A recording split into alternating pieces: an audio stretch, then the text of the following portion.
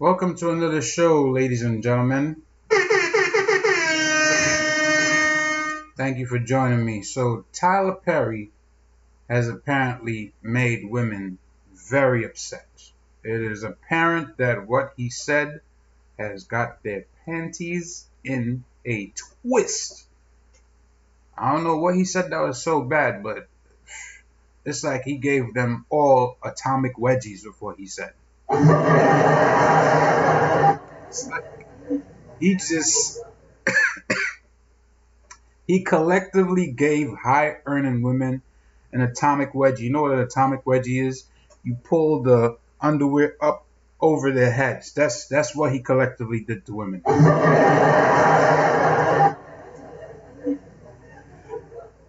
kid you not.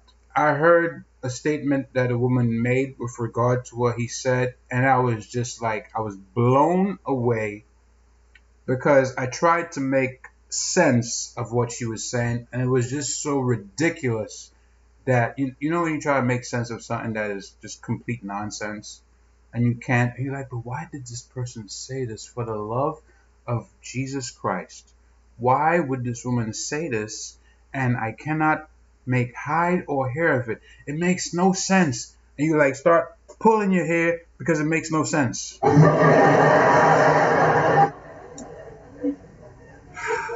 And I have a pretty short haircut, so I don't have a lot of hair to pull out.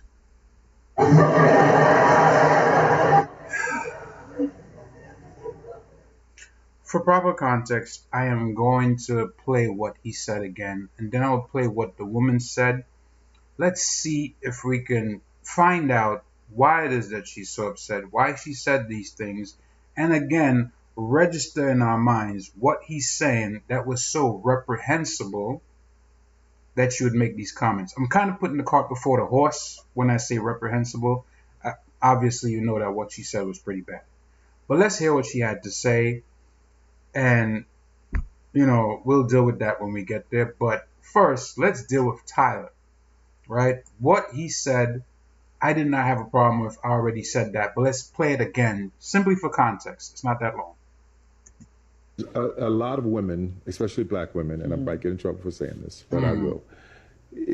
Noticed he said he's going to get in trouble for it. Why? Because he know how these women think. He already knew. Even before he said what he had to say, it clicked in his mind that, listen, they're going to come for my ass, but you know what? I'm rich, bitch, so I'm saying anyways. In our society right now, black women are making a lot more money for the most part than black men, right? There are a lot of black men who are successful, but for the most part, black women are making the money. So if you can find love, if that man works, at whatever job, and is a good man and is good to you, and honors the house and honors his wife and does what he can, because his gift may not be your gift. Exactly. That is okay. That's not somebody who's beneath you. Yeah. That's somebody who came to love you at your worth, right? Yes. And as long as he's secure in himself to know that, yep, she makes most of the money, all I can pay is the light bill, as long as she's comfortable enough to say, I'm going to cover the mortgage and all the other stuff, you pay the light bill, baby, you can take me to dinner every now and then, that is fine. Yeah. That's fine. Yeah. But that's so hard for a lot of people to take in, because that means, no, I need somebody to, who is, they need to make 5 times more, and I got to have, well, go on, keep your list, baby. Yeah. God bless you, hope it happens. Go on, keep your list. But when you talk about just someone to love you and support you, I know people whose men can't touch what they make. But when you see them together, that love, that support, that I got you, babe, it's a beautiful thing.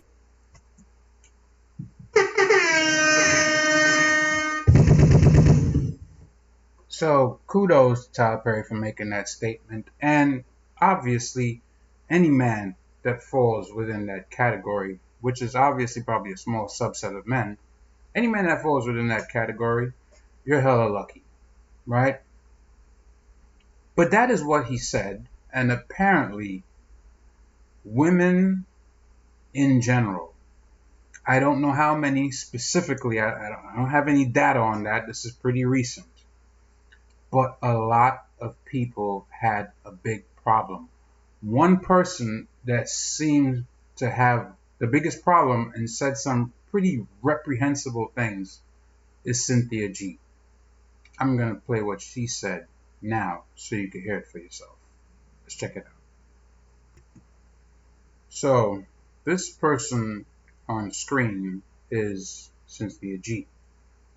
I'm going to play what she had to say, but before I do that, can I just say, at this person's appearance, right here, right now, no, nope, not for me. I saw this ghostly looking figure, and I'm like, Lee, who did this woman's makeup? Like, was it Morticia Adams or some shit? For a hot second, I thought it was a blow-up doll I was looking at. I was like, what? Tongue didn't look real. I saw the glasses. I saw the skin color. I was like, is that a person or is that a life-size kind of S&M doll or some shit? I was like, yo. But in all seriousness, I saw it and I was like immediately, nope, not for me. Back down. No, it doesn't even have real eyebrows. No, I'm good. But let me play what this person had to say. I will stop it every now and again so I can address the points that she made because I think it's important that I do it that way. Pissed off, and here's her response. Hey guys, so I wanted to come on here and talk about this clip involving Tyler Perry, who decided that he wanted to get out of the realm of producing plays and movies and into the realm of giving dating advice. I think I came on here after Worm Food turned into Worm Food and told y'all that there were going to be people vying for his spot. There were going to be a bunch of bandits who wanted to rise up and basically be the next in line to try to keep black women in place. So, a lot there just in those first few seconds. What qualifies this person to think she is better suited to talk on relationships than Tyler Perry? A man who is obviously quite successful, has done pretty well for himself in the entertainment industry, has obviously done a lot of philanthropic things, put a lot of people of color, black people specifically, in his movies, brought them to the big screen. What exactly qualifies this woman who's speaking to be some sort of dating coach as opposed to Tyler Perry? I would like to see her doctorate in philosophy or clinical psychology or something of the sort to say that she's better suited and more qualified. Now, I don't see a DR in front of her name or behind her name. So the assumption, ipso facto, she is not a doctor of anything. But she thinks she's better qualified. Now, when she said worm food turned into worm food, that's a shot at Kevin Samuels. I mean, the man has already passed on. Like, okay, he's already dead. You're taking a shot at him to prove what exactly? What does that prove? Worm food turned into worm food. Okay, he's dead and gone. That's going to happen to everybody, you included. Nobody is here forever. I mean, unless you're some type of bot or a blow-up doll or, some sort of AI figure, chances are you're going to go on to the great by and by, right? But let's just say that, all right. So because a person has a perspective that women should be doing blah, whatever, ABC, that means they want to keep women below them? Giving them good advice is keeping them below them? Okay. And what do I mean by keeping black women in place? What I mean is keeping you bound to them, keeping you as the only group of women who care enough about them to allow them to exploit them. The group of women who have been advocating for them, who have been worshiping them, who have placed them on a pedestal that they don't deserve to be on. That is what I mean when I say keep black. That's a flat out lie, because I don't know of black women who have placed black men on pedestal. Most of the black men that I know who have had relationships, matter of fact, most of the men that I know in general, the girlfriends they've had or the wives have cheated on them, and they have ended up in a position where they're single and are not even looking. Like, seriously, they're just basically staying on code, trying to do this thing, try to do this, produce this music, do this side hustle job while they're doing the other job. Just, focusing on them. So to come up here and say, oh, well, they've been placed on a pedestal, I don't know what percentage of women actually do that. And again, this person comes with absolutely no evidence. Yeah, it might hit on a few strings of people, that are subscribed to her channel or that follow her, and it might ring true to them. But for the vast majority, is that true? Why do you think passport bros is a thing? Why do you think that is? Because women have shown themselves largely, and that is across ethnicities. This is not even a color thing or black or white thing. Across ethnicities, women have shown themselves to be so hard-headed, so strong-willed, so masculine, especially here in the West. And man, like, you know what? I'm done. I'm done. Let me get this passport popping. I'm about to go somewhere else. Black women in their place. See, because there is a movement going on, and it's terrifying these bandits. And the movement is the first movement that's ever taken place in our community, where there are small pockets of black women who are being told that you deserve better, that you can require more, that you have a lot to bring to the table, that you are not a dependent, that in fact the males who have always shitted on you and been disloyal and told you you're less than and told you you are unworthy, and still are telling you that, mind you, and who have conditioned you to worship them, are the very ones who need you. That you don't need them because you have struggled through racism, you have struggled through sexism, you have struggled through their treason, their disloyalty, their abuse, both psychological and physical. Psychological and physical. I'm not sure what physical is, but I'm pretty sure that's what she said. I think she meant to say physical. So, during the entire time that this country was under slavery, it was only black women that were enslaved? I thought it was black women, black men, black children. Or do we collectively have history wrong? This woman is living literally in her own Mandela Effect. She said women went through racism. I thought it was everybody. I thought it was, men, women, black children. But okay. They went through sexism. I thought, right? Now, don't get me wrong. This is what I thought. This is based on history, right? I read the books. I took political science in college. And history. Sociology included. Among other things. Weren't white women also stay-at-home moms? Quiet as kept. This is the first time you're probably hearing this in your life. Based on what she's saying. I thought white women also stayed home. Right?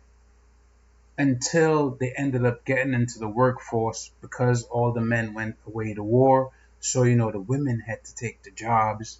And after that, it was, all right, we're already in the workforce. We're here. We can do the job. We're going to continue. I thought that was what happened. So if at any point when this happened on a collective scale, right, women went into the workforce en masse because of the war and the shortage of men. If there was still a point where you were being kept down at that point, who is keeping you down as black women? Let's be honest. I'm not going to answer. You could drop me the answer in the comment section if you think you know. If women collectively went to the workforce, white women, who was it exactly that was keeping you down, right? Because a lot of brothers also went out to war. So between then and now, who largely controls the workforce? Brothers control the workforce? Not to my knowledge. Let's go. And you have elevated yourself to the fastest growing group of entrepreneurs, to the most educated group in this country. You are doing amazing things, and that's why there are companies like Goldman Sachs and others who want to invest in black women, but not in these nothing as weak, cowardly bandits who only want to benefit from the hard work of the women in their community, because they're poor excuses for men who don't stand for anything except the exploitation and degradation also of the very women who give life to them.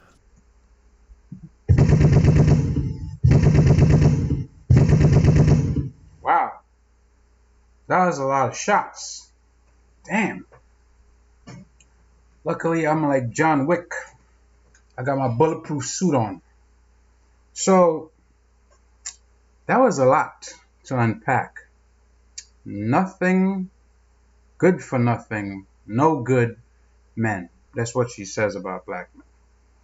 Goldman Sachs and companies like that will invest and give these loans to black women who want to do a business because you're not a threat. That's what it basically comes down to. Please understand that you give any black man with some intellect, right, some education, whether formal or self-taught, you give this person money, they are going to be a formidable asset to the black community. When I say formidable, like this person can really revolutionize things for the black community.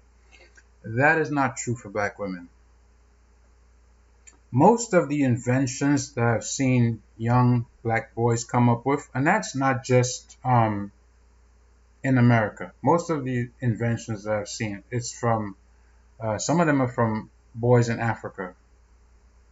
The most intuitive and, needed inventions for our current time.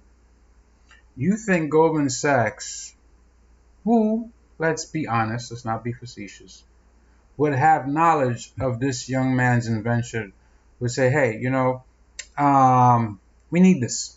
How much you want for it? Give me a number. Give me any number. Or, what about the government, right?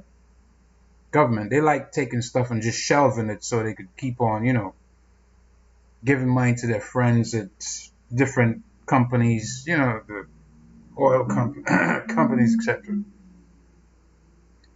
You would think that would be the way to go. No, they don't want to do that. Because I say, you give a black man of intelligence and integrity money, and he can move mountains. Especially if it's a person that came from, very humble beginnings. If this person has a good head on their shoulders, they have good ideas. What usually happens is when this person goes, they reach down and pull others with them. And I know you've probably seen instances of that happening, right? One guy, he comes into either a good job or he comes into a certain amount of money. Let me give you a scenario. Let's say, your boy gets into a car wreck, right? he ends up getting a decent amount of money out of it. So instead of going and blow it on some expensive car, party and stuff, he's like, yo, I'm about to buy this 4-story building, right? It got like 8 apartments. I ain't going back to work. I'm gonna be doing this. I'm gonna need somebody to help me with repairs, blah blah blah. Yo, let's set up an LLC. Let's get this multifamily movement popping. Just like that, you could have him, right, 2, 3, 4 other guys, right, setting up a business and running that into perpetuity. After, this one does well, they get another one, and then another one. I've seen it. I've seen guys that talk about, how they started the business and brought other people in. Sometimes the money came from, money that they were saving. They all put into a pot together. Or it could be a situation where this person was fortunate, got a lump sum of money, not any big sum, but, anywhere between 50, 100 grand, 150. Instead of, getting like their dream car or something like that, it's like, yo, about to get this business popping. But then that brings in other people into the same level of wealth because they all dealing in that business together as partners. And that can foster change within the community. If you see people doing well, need guys to do lawnscaping or landscaping, do the lawns, do the hedges, right? You'll need people to do sheetrocking, people to do plumbing, right? You can employ different people within your community to do that. Guys to clean up, you need somebody to do the trash, you know what I'm saying? Somebody to clean the building.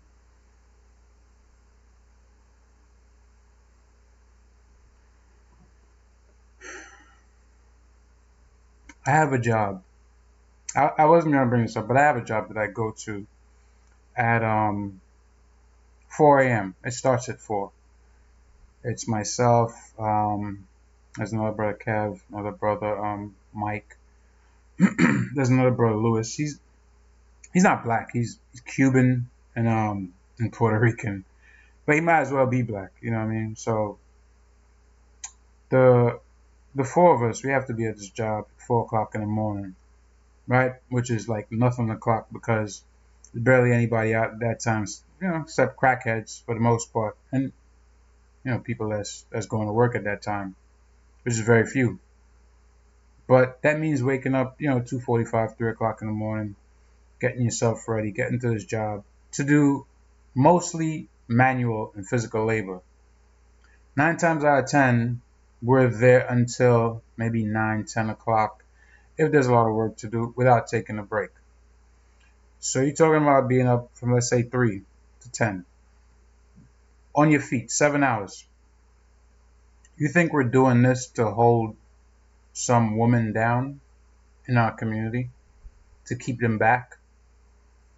Or are we doing it just to push ourselves forward? I'm here on YouTube. Kev, he does production, he does beats and stuff. Mike just had a kid like 6 weeks ago, right? Lewis got 2 young kids. You know what I'm saying? Like, there's people out here taking care of their responsibilities, taking care of their families, doing the best they can, not trying to step on black women, but trying to coax them, push them in the right direction, and, tell them how to move in life. Let me give you an example of a woman who understands that narrative coming from her husband.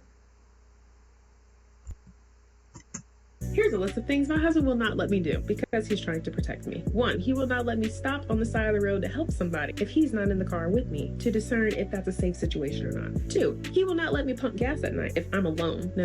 Either he's going to pump gas or I need to wait till the next morning or I should have got it earlier in the day. Lots of creepy stuff happened at the gas station at night. 3, he will not let me wear leggings outside the house if my butt is not covered. He does not want me to be the object of another man's lust. 4, my husband will not let me work for somebody else. Now, I used to work for somebody else, but then he saw how the workplace was negatively affecting me, and then we had kids. He saw how beneficial it was to have the kids at home doing homeschool, learning at their own pace versus inside of a public school system, and the kids don't have to leave my sight so that they will not be abused or molested by a daycare worker or a soccer coach. Number 5, my husband will not let me spend too much time working on our business at home if it starts to take away from me taking care of the kids or me taking care of the home, because the kids and the home are way more important than any business ever could be. Does it sound like I'm in a controlling marriage? Nope, I am safe here. Please do not take me away from here.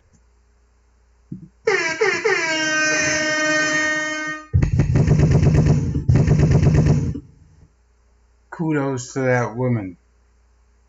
This is what I'm talking about when you have a woman with a different mindset. She understands that this is not a form of control. It is a form of protection, but you have to see it that way. I've seen plenty of women coming from wherever they come from, the gym, some of them are just outside dressed that way. They come in with the leggings with a little shirt, right? Look like they bought it in the children's section. Right?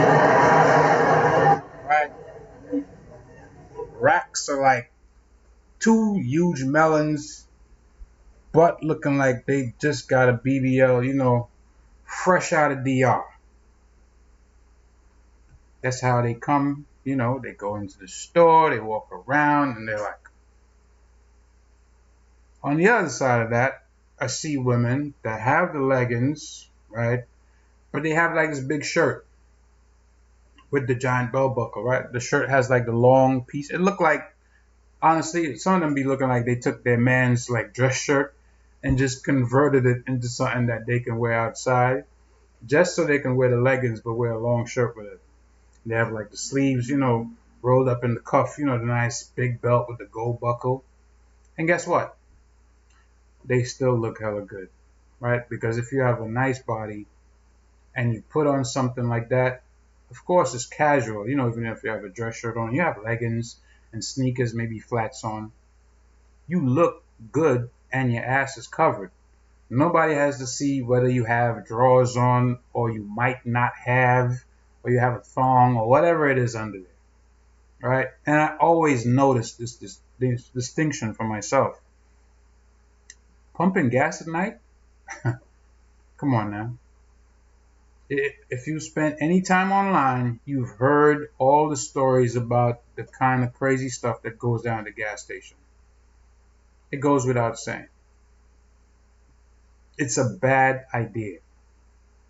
You're literally rolling the dice knowing that there's wolves out there, there'll be jack boys out there, all kind of people be coming to rob the convenience store, catch you in there. You end up catching a hot one. Just for wrong place, wrong time. Who wants to catch hot lead just for being wrong place, wrong time? No, I'm good, thank you. And that's me as a man. Of course you gotta pump your gas the day before. That's what everybody's supposed to do. Homeschooling, that is the dream.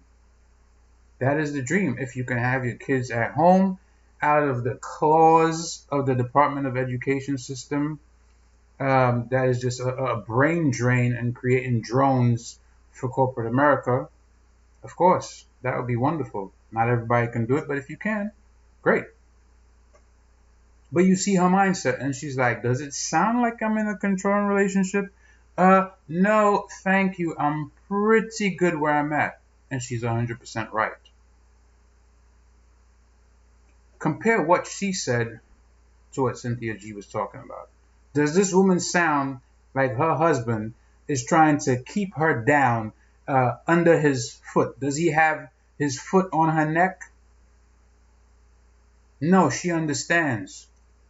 He's doing these things to protect me. He's doing these things for the family, for the home, and for us in general.